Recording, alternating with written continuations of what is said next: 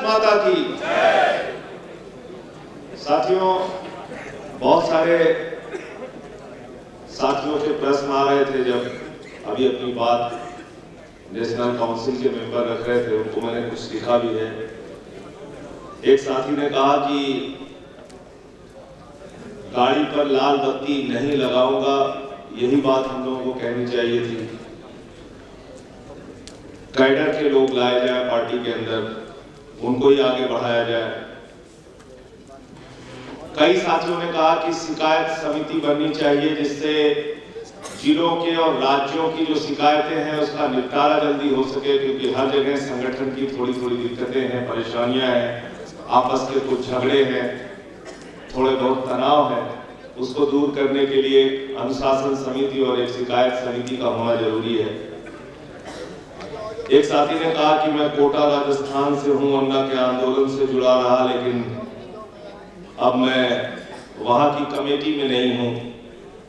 तो अब इसके किस कारण से नहीं है, ये वहां की स्थानीय कमेटी और उनके बीच का मसला, इसको भी देखना जरूरी है। 1860 का कानून बदला जाए, देशभक्त कार्यकर्ताओं को टिकट दिया जाए, प्रभारी कैसे भेजे जा रहे हैं और किन लोगों को भेजा जा रहा है।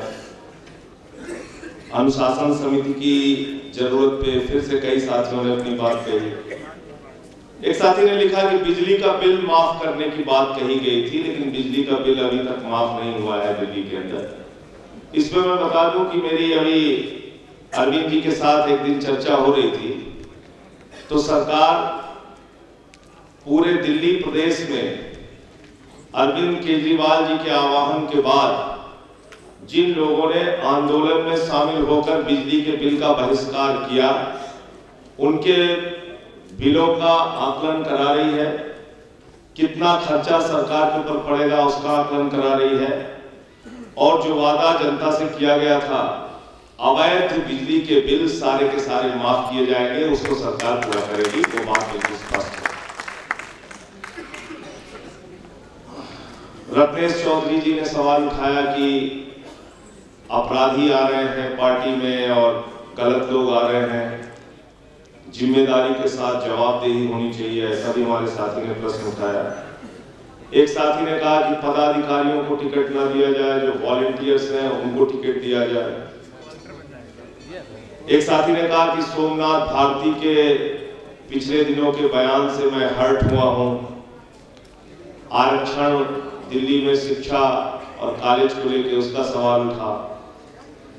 महिलाओं के मुद्दे पर काम हो, अर्चना जी का सुझाव था। बहुत सारे लोगों का प्रश्न और भी आया है, लेकिन दो तीन चीजों को लेकर जवाब देना आपके बीच में जरूरी है। देखिए, क्योंकि हम लोग एक आंदोलन में थे, आंदोलन में जनता के बीच में गए और जनता ने हमें बेपनाह मोहब्बत दिया, बेपनाह विश्वास दिया, इतना यकीन किया कि मुझे लगता है कि हिंदुस्तान में एक दो उदाहरण आजादी के बाद ऐसे मिलेंगे जिसमें एक साल के अंदर दिल्ली के अंदर जो सरकार थी, उस सरकार को आपकी मेहनत, आपकी निष्ठा, आपकी ईमानदारी, आपके संघर्ष ने उखाड़ के फेंक दिया और आम आदमी पार्टी की सरकार बनी। ये आपकी बदौलत होता है, ये आपकी मेहनत और हिम्मत के कारण होता है। ये अकेले किसी राष्ट्रीय कार्यकारिणी के प्रयास से नहीं हुआ, ये कुछ चंद लोगों के प्रयास से नहीं हुआ। इसमें निश्चित रूप से कार्यकर्ताओं की और आप सबकी बहुत महत्वपूर्ण भूमिका है। लेकिन जब आपको ये जिम्मेदारी दिल्ली की जनता ने दी, तो पूरे देश की उम्मीदें अब आपसे बन गई। जो उत्तर प्रदेश में बैठा है वो भी उम्मीद लगा रहा है आम आदमी पार्टी से, जो तमिलनाडु में है, जो गुजरात में है, जो महाराष्ट्र में है, जो गोवा में है, जो बिहार में है, जो हरियाणा पंजाब में है। पूरा देश आज ये समझ रहा है कि हिंदुस्तान में भ्रष्टाचार और अपराधीकरण के खिलाफ अगर कोई ईमानदार विकल्प है तो वह है आम आदमी पार्टी, दूसरी कोई पार्टी नहीं है। ये यकीन है आपके ऊपर। अब इस यकीन पे आपको खरे उतरना है, इस यकीन के ऊपर आपको चलना है। और उसमें कई बार हम लोगों के अपने सवाल भी सामने आ रहे हैं। यहां साथियों ने बहुत सारे प्रश्न उठाया, मैं उसके विस्तार में नहीं जाना चाहूंगा, लेकिन एक बात बिल्कुल सच्ची किसी साथी ने कही कि जब हम लोग यहाँ इकट्ठा हुए थे, इस आंदोलन में आए थे 5 अप्रैल को अन्ना जी के साथ भ्रष्टाचार के खिलाफ लोकपाल कानून की मांग को लेकर आए थे, तो हमारा मकसद सिर्फ और सिर्फ एक था, इस मुल्क से भ्रष्टाचार को मिटाना है, खत्म करना है, उसका समूल नाश करना है, ये उद्देश्य था। और मुझे लगता है कि उस उद्देश्य को अगर हम अपने अंदर जिंदा रखेंगे तो हमारी जो थोड़ी बहुत आपस की वैचारिक लड़ाइयां हैं, आपस के जो मतभेद हैं, उसको मिल बैठ के हम लोग सुलझा लेंगे, दूर कर लेंगे, लेकिन मुट्ठी बांध के लड़ेंगे, एक साथ लड़ेंगे। ये काम हम लोगों को करना है। बिल्कुल मतभेद होना चाहिए, बिल्कुल असहमति होनी चाहिए, पूरा अधिकार है हमको किसी की बात से अपनी असहमति जताने का, लेकिन असहमति जताएं, अपनी बात भी रखें, बंद कमरे के अंदर खूब चर्चा करें, लेकिन जब एक निर्णय ले लें, एक नतीजा ले लें, एक फैसला ले लें और बाहर निकले तो पूरी मुट्ठी एक साथ होनी चाहिए। तभी आप प्रहार कर पाएंगे इस भ्रष्ट राजनीति के ऊपर, तभी आप प्रहार कर पाएंगे ऐसे नेताओं के ऊपर जिनके खिलाफ आपको लड़ना है, क्योंकि ये ताकतें आप देखिए बहुत तेजी के साथ लग गई है। और ऐसा ऐसा दुष्प्रचार और एक जो इस देश की सबसे ज्यादा अफवाह फैलाने वाली पार्टी है भारतीय जनता पार्टी, उसको तो महारत हासिल है कि उसने पूरे हिंदुस्तान में क्या पूरी दुनिया में एक ही दिन में गणेश जी को दूध पिला दिया था। वो पार्टी दिल्ली के अंदर अफवाह फैलाने के काम में लगी है। और अफवाह क्या फैलाया जा रहा है कि साहब ये तो कोई काम ही नहीं कर पा रहा। 2-3 चीजों के ऊपर आपको गंभीरता से सोचना होगा।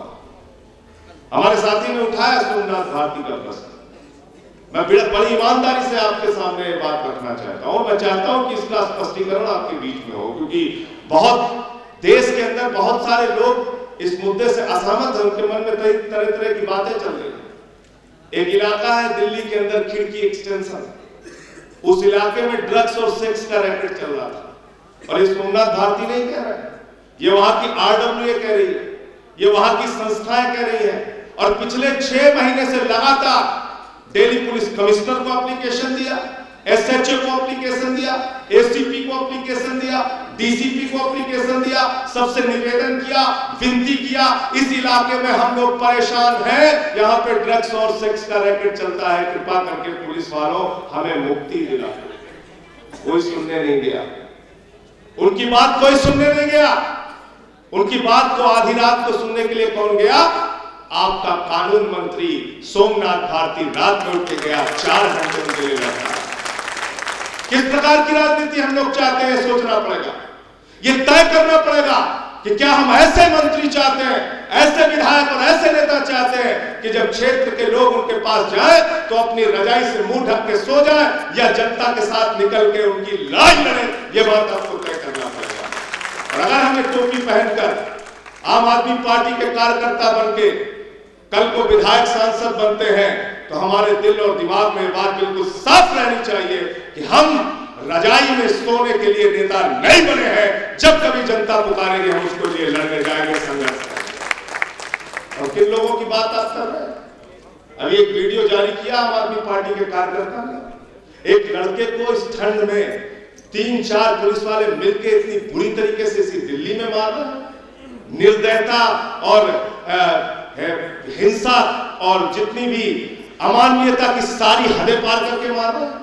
आज एक अरुणाचल प्रदेश के एक लड़के को पीट के मार डाला गया पुलिस वालों की लापरवाही की वजह से। हम किसके समर्थन में बात कर रहे हैं? कौन से लोग हैं ये? लोग वो लोग हैं इनका मेरा सीधा सीधा ये मानना है कि किसी भी इलाके में ड्रग्स और सेक्स का रैकेट बगैर पुलिस वालों की सहमति और बगैर उनको हिस्सा पहुंचाए नहीं चल सकता। और इसलिए जब सोमनाथ भारती वहां गए तो 4 घंटे तक पुलिस वाले उनको टहलाते रहे और उनकी बात नहीं सुनी गई। मुद्दा तमाम तरीके का बनाया जा रहा है और आपके बीच में भी भ्रम फैलाया जा रहा है।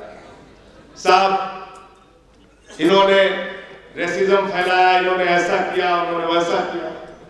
पार्टी ने साफ तौर पे कहा है रेसिज्म फैलाने वाला एक भी बयान या वीडियो सोमनाथ भारती का दिखा दिया जाए। सोमनाथ भारती पार्टी सब उसकी जिम्मेदारी लेने के लिए और उस पर कार्रवाई करने के लिए तैयार है, लेकिन इस दुष्प्रचार से हमको आपको बचना होगा। हिंदुस्तान की 4 सरकारें और बनी है दिल्ली को छोड़ के, इसलिए कि कार्यकर्ताओं के साथ बातचीत कर रहे हैं तो मुझे लगता है खुल के बातचीत होनी चाहिए। मणिपुर में सरकार बनी, राजस्थान में सरकार बनी, छत्तीसगढ़ में सरकार बनी, मध्य प्रदेश में सरकार बनी और दिल्ली में सरकार बनी। सारी सरकारों के मुख्यमंत्रियों को दिल्ली में बुलाओ और तय करो, 30 दिन में काम का मूल्यांकन तय करो। अगर अरविंद केजरीवाल उनके सरकारों के मूल्यांकन में पीछे हट जाएंगे तो हमको राज करने का हक नहीं है, हम बोलने के लिए तैयार है।